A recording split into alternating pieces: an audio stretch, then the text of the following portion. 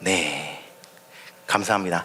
하나님이 나를 가장 특별하게 창조하셨음을 믿습니다.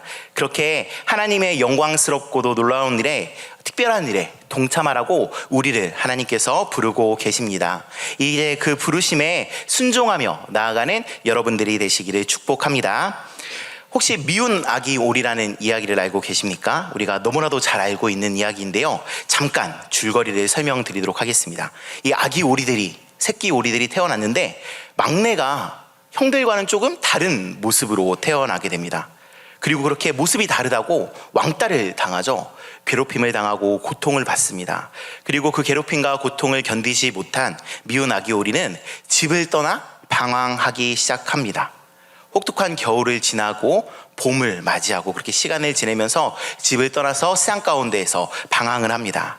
그렇게 방황을 하던 오리는 어느 날 시냇가에, 물가에 비친 자신의 모습을 보면서 자기가 오리가 아니라 백조라는 것을 깨닫게 됩니다.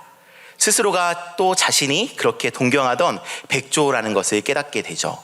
그리고 그렇게 아기 오리는 이전과는 다른 삶을 살아가게 됩니다. 이전에는 오리로의 삶을 살다가 정체성을 깨닫고 난 후에는 백조의 삶을 살아가게 되는 거죠.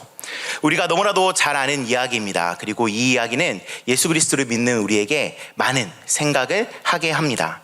왜냐하면 이 미운 아기 오리의 모습이 꼭 우리 예수를 믿는 사람들의 모습이기 때문에 그러합니다. 우리는 오늘 우리가 누구인지 또 어떻게 살아야 하는지에 대해서 살펴보려고 합니다. 이를 통해서 세상 속에서 예수 믿는 사람으로 승리하며 나아가시는 우리 귀한 남성분들이 되시기를 축복합니다. 우리는 세상 가운데에서 항상 고민을 하며 살아갑니다. 과연 나는 어떻게 살아야 할 것인가? 그리고 이러한 질문의 시작을 찾아 거슬러 올라가면 과연 내가 누구인가? 라는 질문으로 이어지고는 합니다. 내가 누구인지 알아야 내가 어떻게 살아야 하는지를 알 수가 있거든요. 그러면 여러분들은 누구십니까? 과연 우리는 누구일까요?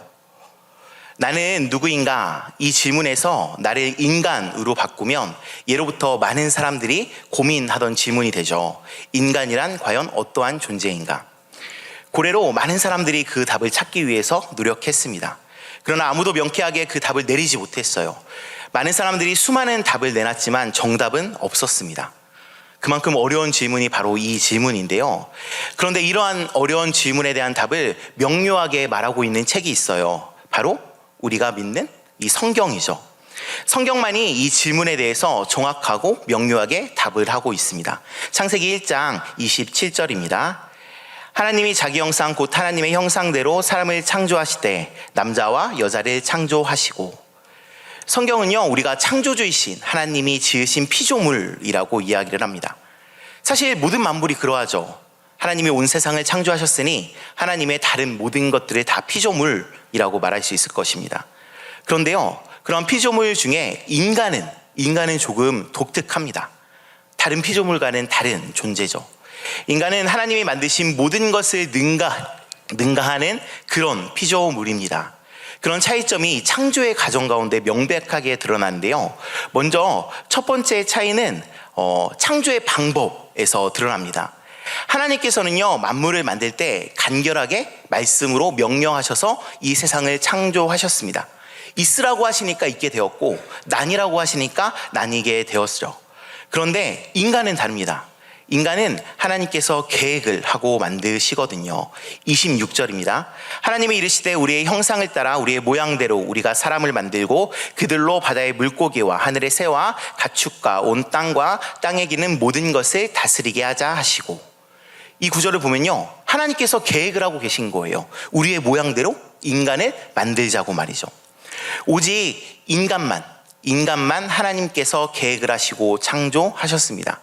특별함이 묻어나죠. 다른 것과는 차원이 다릅니다.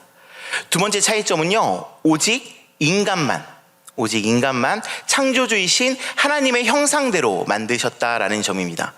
다른 피조물들의 창조 내용을 살펴보면요, 그 시작과 뿌리가 다 이 지상세계에 있습니다. 하늘을 만들고 거기에 발광체들을 두셨고요, 물을 만드셨고 거기에 살 물고기들을 만드셨고요, 땅을 만드신 후에 거기에 살 식물과 동물들을 만드셨잖아요. 그런데 인간은 아닙니다. 인간은 하나님의 형상대로 만드셨습니다. 즉 인간은 그 기원이 하나님께 있는 겁니다. 신적인 기원을 가지고 있는 거죠. 뭔가 말만 들어도 딱 있어 보이지 않습니까? 다른 피조물들이랑 차원이 다른 거예요. 하나님이 우리를 그렇게 만드셨습니다. 또 마지막으로 만드시고 난 후에 감탄사가 다릅니다. 하나님이 창조하시고 나서 계속 하시던 말씀이 있는데 뭔지 아십니까? 바로 보시기에 좋았더라 라는 말씀이죠. 그런데요, 인간을 만들고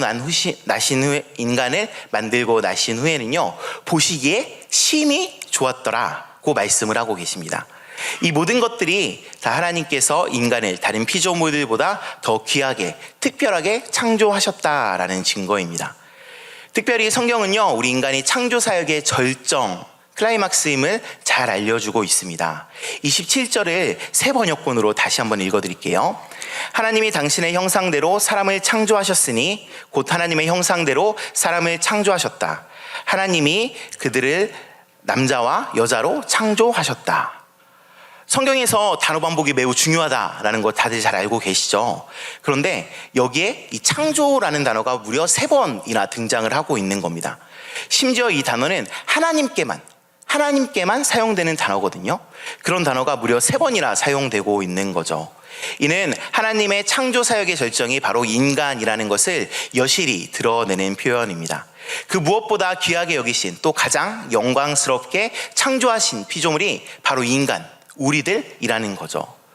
그래서 미국의 유명한 신학자 프란시스 셰퍼는 이에 대해서 이렇게 표현을 했습니다. 이것은 하나님께서 인간을 창조하실 때 여기에 무엇인가 특별한 것이 있는 것처럼 느낌표를 표시한 것과 같다. 막 학교 수업 들으면 중요한 내용이 나올 때 밑줄 짝, 별표 3개, 돼지꼬리 땡땡 이런 말을 쓰지 않습니까? 지금 이 창조라는 단어가 3번이나 쓰인 것이 그런 느낌이라는 겁니다. 이러한 것들을 통해서 성경은 인간의 창조가 다른 존재와의 창조와는 다른 매우 특별한 창조라는 것을 우리들에게 알려주고 있습니다. 이뿐 아닙니다. 여기에 하나님의 형상이라는 매우 중요한 단어가 또 등장을 해요. 오직 우리 인간에게만 사용된 단어입니다. 이는 하나님의 본질적인 속성을 우리가 닮았다라는 건데요. 하나님의 성품이 우리 안에 내재되어 있다라는 것을 의미하죠. 칼빈은 이에 대해서 그의 책 기독교 강요에서 이렇게 설명을 합니다. 하나님의 형상은 모든 존엄성에 미치고 있으며 이것으로 인해 인간은 어떤 종류의 동물들보다 탁월하다. 칼빈은요, 하나님의 형상을 완전한 인간성이라고 이야기를 합니다. 그리고 이 완전한 인간성을 지성적이고 영적인 자유와 능력이라고 이야기를 하고요. 또 가시적이고 유한한 것에 끌려 들어가려는 끊임없는 충동을 이기면서 영혼과 초월에 열려있는 참 종기에 귀의하는 의와 경건과 거룩이다 라고 설명을 합니다. 다시 한번 읽어드릴까요? 지성적이고 영적인 자유와 능력, 또 가시적이고 유한한 것에 끌려 들어가려는 이 끊임없는 충동을 이기면서 영혼과 초월에 열려있는 참 종기에 귀의하는 의와 경건과 거룩이다 라고 칼뱅은 하나님의 형상에 대해서 설명을 합니다. 그리고 이게 바로 하나님이 보시기에 심히 좋다라고 말씀하신 모습이에요. 하나님이 만드신 그대로의 모습인 거죠. 하나님께서는요, 우리를 로봇으로 만드시지 않았습니다. 우리에게 선택할 수 있는 자유, 의지를 주셨죠. 선악을 알게 해주는 나무가 바로 그 증거이지 않습니까? 열매를 따먹지 않고 모든 것을 누리느냐, 혹은 열매를 따먹고 벌을 받느냐. 하나님은 우리 인간에게 선택권을 주셨습니다. 그렇게 우리는 지성적이고 영적인 자유와 능력을 가진 존재로 창조가 된 것이죠. 또 우리는요, 가시적이고 유한한 것, 즉 당장 내 눈앞에 보이는 1차원적인 것을 추구하는 것이 아니라 영혼과 초월, 즉 더 높은 것을 추구하도록 만들어진 존재입니다. 우리는요, 눈에 보이는 세상의 것을 추구하는 존재가 아니라 영혼과 초월을 위해서 창조된 존재라는 겁니다. 한마디로 이 고귀하고 중요한 일을 하기 위해서 만들어진 존재가 바로 우리들이다라는 겁니다.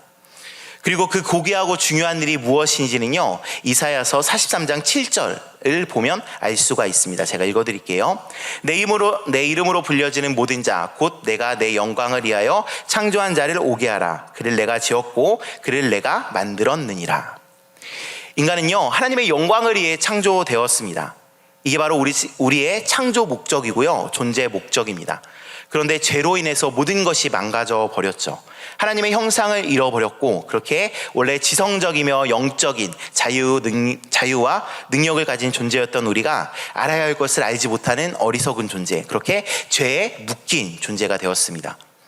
또 영원한 것을, 초월적인 것을 추구하며 살던 우리가 이제는 눈앞에 있는 영원하지 못한 것들, 세상 속 사라질 허망한 것들을 바라보며 살아가게 되었습니다. 이게 다 죄의 결과인 거죠. 이에 대해서 프란시스 셰퍼는 또 이렇게 이야기를 하고 있는데요. 인간은 타락 이후 하나님을 떠나 자기중심적인 세계를 만들고 그 안에서 자신의 왕국을 세우려 한다라고 설명을 하고 있습니다. 이게 바로 우리의 모습인 거죠. 저와 여러분들의 모습입니다. 죄를 짓기 전에는 하나님의 나라를 통치하는 그 놀랍고도 영광스러운 일에 사용받던 것이 바로 저와 여러분들이었습니다. 그런데 그랬던 우리가 죄로 인해서 하나님의 형상을 잃어버린 후에는 나만의 왕국을 세우는 겁니다. 그 안에서 나는 스스로 왕이 되어서 나의 인생을, 나의 삶을, 나의 행동을 내 마음대로 가꾸어 나갑니다. 더 크고 영광스러운 일에 사용받고 쓰임받아야 할 나를 가둬버리는 거죠. 나라는 작은 왕국 가운데 말이죠. 벼룩 이야기 다들 잘 알고 계실 겁니다. 벼룩은 무려 1m가 넘는 높이를 점프할 수 있었다라고 해요. 이는 무려 자기 키의 100배에서 150배에 달하는 높이라고 합니다. 우리 인간으로 치면 무려 건물 80층 높이를 점프 뛰는 거라고 할 수 있는데요. 그렇게 높은 점프를 뛰는 벼룩을요, 이 투명한 병에 가두면 어떻게 되는지 아십니까? 점차 점프의 높이가 줄어들고 나중에는요, 병에서 나와도 그 병의 높이보다 높게 점프를 뛰지 못하게 된다라고 합니다. 이게 바로 죄로 인해 망가진 우리 인간의 모습이라고 할 수 있을 것 같습니다. 그렇게 나만의 왕국에 갇히게 되면요, 이제 나는 영광스러운 하나님의 일을 생각하지 못합니다. 초월의 것을 추구하지 못하죠. 당장 내 눈앞의 일, 내 눈앞의 즐거움과 쾌락, 그런 사라질 허망한 것들을 바라보게 됩니다. 이게 세상 사람들이 살아가는 모습입니다. 또 얼마 전까지 우리의 모습이기도 했죠. 그리고 여기서 이렇게 끝나버리면 큰일 났을 겁니다. 그러나 우리 하나님께서는 우리를 사랑하셔서 그렇게 끝내지 않으시고 우리를 위해서 우리 주 예수 그리스도를 이 땅 가운데 보내주십니다. 그리고 그분이 오심으로 말미암아 우리는 잃어버린 하나님의 형상을 다시 회복하게 됩니다. 그렇게 우리는 새 사람이 되는데요, 성경은 이에 대해서 이렇게 이야기를 합니다. 골로새서 3장 10절 말씀입니다. 새 사람을 입었으니 이는 자기를 창조하신 이의 형상을 따라 지시기까지 새롭게 하심을 입은 자니라. 죄로 인해서 깨진 옛사람의 모습이 아니라 하나님의 형상을 따라서 지시기까지 새롭게 하심을 입은 자들이 바로 구원받은 우리들입니다. 그렇게 우리는 이제 다시 지성적이면서 영적인 자유와 능력을 가진 새 사람이 되었습니다. 눈앞에 보이는 허망한 것들, 사라질 영원하지 못한 것들이 아니라 이 영원과 초월을 바라보며 추구하며 살아가게 되었습니다. 지식에까지 새롭게 함을 얻어서 더 높은 것을, 영원한 것을 추구하며 살아가는 것, 이게 바로 구원을 받은 우리가 마땅히 가져야 할 모습인 것이죠. 사실 계속해서 살펴보았듯이 이 모습은 원래 창조된 우리 인간의 모습이었습니다. 창세기 1장 26절과 28절입니다. 하나님이 이르시되 우리의 형상을 따라 우리의 모양대로 우리가 사람을 만들고 그들로 바다의 물고기와 하늘의 새와 가축과 온 땅과 땅에 기는 모든 것을 다스리게 하자 하시고, 하나님이 그들에게 복을 주시며 하나님이 그들에게 이르시되 생육하고 번성하여 땅에 충만하라. 땅을 정복하라. 바다의 물고기와 하늘의 새와 땅에 움직이는 모든 생물을 다스리라 하시니라. 여기를 보면요, 하나님께서 우리 인간들에게 당신이 창조하신 세상을 맡겨주셨습니다. 하나님의 나라를 맡겨주신 거죠. 이처럼 우리는 원래 나만의 왕국을 추구하며 살아가는 것이 아니라 하나님의 나라, 그 영원하고 높은 것을 추구하며 살아가도록 만들어진 존재였던 겁니다. 또 그렇게 죄로 인해서 망가졌었지만 예수 그리스도를 믿음으로 말미암아, 구원받음으로 말미암아 다시 이러한 모습으로 회복된 존재들이 우리들인 거죠. 자, 그러면 질문을 또 한번 드려보도록 하겠습니다. 여러분들은 지금 어떻게 살고 계십니까? 만들어진 목적대로 하나님 나라를 위해서 그렇게 더 높은 것을, 또 영원한 것을 추구하며 살아가고 계십니까? 아니면 내 안에 갇혀서 나만을 위한 작은 왕국을 만들어가며 살아가고 계십니까? 앞에서 죄에 빠진 인간들은요, 그 죄성으로 인해서 본능적으로 자기 중심적인 왕국을 추구하며 살아간다라는 것을 살펴보았습니다. 좀 더 좋은 집에 살고 싶고, 좋은 차를 타고 싶고, 좋은 옷을 입고 싶어 하고, 나만 행복하면 되고, 내 사람들만 행복하면 되고, 그렇게 다른 사람들은 별로 신경 쓰지 않는 것이 바로 나만의 왕국에 갇힌 사람들의 모습이라고 할 수 있을 것 같습니다. 또 세상에서 성공을 했으면 좋겠습니다. 높은 자리에 올라가서 다른 사람들의 존경을 받고 싶습니다. 이를 위해서 수단과 방법을 가리지 않고 때로는 잘못된 방법을 선택하기도 합니다. 이 역시 나만의 왕국에 갇힌, 내가 왕이 되어버린 모습이라고 할 수 있습니다. 이게 바로 죄로 인해서 망가져버린 인간의 모습인 겁니다. 그러면 여러분들은 어떠하십니까? 분명 구원받은 자녀이지만 아직도 이렇게 죄로 인해서 망가져버린 모습을 가지고 계시지는 않습니까? 사실 우린 모두 다 그렇게 살아가는 것 같습니다. 좀 더 좋은 집에 살기 위해서, 좀 더 좋은 옷을 입기 위해서, 좀 더 좋은 차를 타기 위해서 노력을 하죠. 또 나의 사랑하는 가족들이, 나의 지인들이 행복했으면 좋겠습니다. 또 내가 세상 속에서 좀 더 높은 자리에 올라가서 권력과 명예를 가졌으면 좋겠습니다. 이를 위해서 많은 수고를 하고는 합니다. 물론 이러한 모습을 모조리 다 틀렸다라고는 말할 수 없을 것 같습니다. 매우 중요한 것들이지 않습니까? 문제는 우리가 여기에만 집중을 하고 있다는 겁니다. 이런 것에만 집중을 하고 있다는 거죠. 당장 나의 쾌락과 유익, 나의 행복을 위해서 작은 왕국을 만들고 그 왕국을 지키는 데에만 급급해 있다는 겁니다. 그리고 그런 우리에게 예수님께서는 이렇게 말씀하십니다. 마태복음 6장 33절 말씀입니다. 그런지 먼저 그의 나라와 그의 의를 구하라. 그리하면 이 모든 것을 너희에게 더하시리라. 우리는 먼저 하나님의 나라와 하나님의 의를 구해야 합니다. 그리고 그런 우리를 하나님께서 책임지시겠다라고 분명히 약속하고 계십니다. 그러하니 예수 그리스도의 명령대로 먼저 하나님의 나라와 하나님의 의를 구하는 여러분들이 되시기를 축복합니다. 나만의 왕국이 아니라, 그 왕국에 갇힌 내가 아니라 영원하고 초월적인 것을 추구하며 살아가시는 여러분들이 되시기를 축복합니다. 사랑하는 여러분, 우리는 이 C.S. 루이스가 한 말을 기억할 필요가 있습니다. 제가 읽어드릴게요. 우리 안에는 이 세상이 만족시킬 수 없는 갈망이 있습니다. 그렇다면 그것은 우리가 다른 세상을 위해 창조되었다는 증거입니다. 세상의 것들을 가지고 누리고 있음에도 불구하고 내 안에 남는 것이 공허함과 허무함 뿐이라면, 그런 것들로, 세상의 것들로 채워지지 않는 욕구가 내 안에 있다라는 것을 의미하는 겁니다. 그리고 그것은 만들어진 목적 그대로, 창조된 목적 그대로 살고자 하는 욕망과 욕구인 겁니다. 단순히 내 눈앞에 유익과 이익을 위해서 살아가는 것이 아니라 좀 더 큰 것에, 높고 숭고한 것에, 의미가 있는 것에 참여하고자 하는 열망이, 그렇게 살아가고자 하는 열망이 내 안에 있다라는 거죠. 전도서 3장 11절은 우리에게 이렇게 말씀을 하고 계십니다. 하나님이 모든 것을 지으시되 때를 따라 아름답게 하셨고 또 사람들에게는 영원을 사모하는 마음을 주셨느니라. 그러나 하나님이 하시는 일의 시종을 사람으로 측량할 수 없게 하셨도다. 하나님은요, 우리에게 이 영원을 사모하는 마음을 주셨습니다. 나만의 왕국에 갇힌 것이 아니라 더 높은 것을, 초월적인 것을 추구하는 것, 이것이 바로 하나님 나라의 복음을 살아가는 방법이고 구원받은 우리에게 하나님께서 주신 사명입니다. 지금까지 여러분들은 어떠한 나만의 왕국을 만들며 살아오셨습니까? 바라기는 과감히 그 왕국을 떠나시기를, 그 왕국을 무너뜨리시기를 축복합니다. 그런 결단의 시간이 오늘이 되셨으면 좋겠어요. 특별히 아직도 저 세상에는요, 예전에 우리와 같은 모습으로 살아가는 사람들이 많이 있다라는 것을 기억하셨으면 좋겠습니다. 아직도 죄로 인해 신음하고 있고 죽어가고 있는 자들이 많이 있다는 것을 기억하셨으면 좋겠어요. 이 땅의 모든 사람들은 원래 하나님의 형상대로 지으심을 받았지만 죄로 인해 고장나버리고 망가져버린 자들입니다. 그러한 사람들이 우리 주변에 너무나도 많이 있습니다. 그리고 그런 그들에게 우리가 다가가야 합니다. 다가가서 그들에게 복음을 전해야 합니다. 그게 바로 이 땅 가운데 하나님이 우리에게 허락하신, 우리에게 맡겨주신 사명입니다. 마태복음 28장 19절 20절 말씀입니다. 그러므로 너희는 가서 모든 민족을 제자로 삼아 아버지와 아들과 성령의 이름으로 세례를 베풀고 내가 너희에게 분부한 모든 것을 가르쳐 지키게 하라. 볼지어다 내가 세상 끝날까지 너희와 항상 함께 있으리라 하시니라. 아멘. 사랑하는 남성회원 여러분, 우리가 누구이신지 또 어떻게 살아야 하는지 깨닫게 되시기를 축복합니다. 또 그러한 우리에게 맡겨주신 하나님의 사명을 기억하시기를 소망합니다.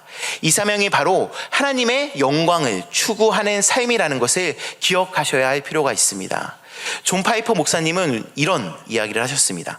선교가 존재하는 이유는 예배가 존재하지 않기 때문이다. 결국 모든 민족이 하나님을 예배하도록 하기 위해 선교가 존재한다. 그러므로 선교의 궁극적 목적은 예배요. 예배의 본질은 하나님의 영광이다. 라고 말씀하셨습니다. 선교는요, 단순히 복음을 전하는 행위가 아니라 교회 가자고 말하는 행위가 아니라 예배하지 않는 이들을 예배하게 하기 위한 방법이고 수단입니다. 그리고 그 예배를 통해서 결국 우리 하나님께서 영광을 받으시는 거죠. 즉 다시 말씀드리면 선교는 하나님의 영광을 위한 일이라는 겁니다. 하나님의 형상을 회복한 우리가 추구하며 살아가야 할 모습이라는 거죠. 우리의 삶의 목적이 아까 높은 것을 추구하는 것, 또 영원과 초월을 바라보는 것, 추구하는 것이라고 말씀드렸는데, 그렇게 하나님의 영광을 추구하는 것이 우리의 삶의 목적이라면 그 영광을 가장 잘 드러내는 방법 중에 하나가 바로 선교인 것입니다. 선교는 하나님의 마음이 있는 곳이며 우리가 영원한 것을 추구하는 가장 적극적인 방법입니다. 또 우리가 나라는 작은 왕국을 벗어나서 더 높은 것, 즉 하나님의 나라를 추구할 때 우리는 자연스럽게 하나님께서 가장 기뻐하시는 일인 이 구령의 잃어버린 영혼들을 구원하고 그들에게 복음을 전하는 하나님께서 가장 기뻐하시는 이 일에 자연스럽게 동참할 수밖에 없게 됩니다. 그리고 이 모습이 바로 나만의 왕국을 무너뜨린 개인의 유익이나 쾌락을 넘어선 진정한 영광스러운 삶, 곧 선교적 삶의 시작이다라고 이해를 하시면 좋을 것 같습니다. 바라기는 여기 앉아 계시는 모두가 이러한 삶을 살아가셨으면 좋겠습니다. 오늘 하루 또 세상 가운데에서 살아가실 텐데 그 세상 가운데 있는 나의 모습에 대해서 한번 고민을 해보셨으면 좋겠습니다. 오늘 이 사명에 어떻게 동참할 것인가? 지금 이 사명을 위해서 무엇을 결단할 것인가? 하나님께서 나를 선교하라고 불러주셨는데 내가 과연 하나님의 그 명령을 오늘 나의 삶의 자리 가운데에서 어떻게 반응하며 살아갈 것인가? 기도하고 고민하심으로 말미암아 오늘의 나의 삶의 자리 가운데에서 하나님이 기뻐하시는 모습으로 살아가기 위해 노력하시는 여러분들이 되시기를 소망합니다. 특별히 앞에서 미운 아기오리 이야기를 들려드렸죠. 그렇게 자신이 백조라는 것을 깨달은 아기오리는요, 이제 더 이상 자신의 정체성에 대해서 방황하거나 고민하지 않습니다. 그렇게 내가 백조인 것을 깨달은 아기오리는 다른 백조들과 함께 푸르른 하늘에 훨훨 날아갑니다. 정체성을 깨닫고 그에 걸맞는 모습으로 살아가는 거죠. 부디 바라기는 우리가 그렇게 우리의 정체성을 되찾은 모습으로 살아가기를 소망합니다. 미운 아기오리가 스스로가 백조임을 깨닫고 미운 아기오리가 아니라 한 마리의 아름다운 백조로 하늘을 훨훨 날아갔듯이 예수 믿는 우리도 세상 가운데에서 세상에 사라질 허망한 것들을 바라보며 추구하며 그렇게 나만의 작은 왕국을 세우며 살아가는 것이 아니라 하나님의 그 놀랍고도 영광스러운 일을 추구하며 살아가시기를 축복합니다. 특별히 이 선교가 하나님의 영광을 드러내는 일이라는 것을 기억하셨으면 좋겠습니다. 이를 위해서 힘쓰시는 노력하시는 여러분들이 되시기를, 그렇게 나라는 작은 왕국이 아니라 하나님의 나라를 꿈꾸며 이뤄가시는 여러분들이 되시기를 예수님의 이름으로 축복합니다.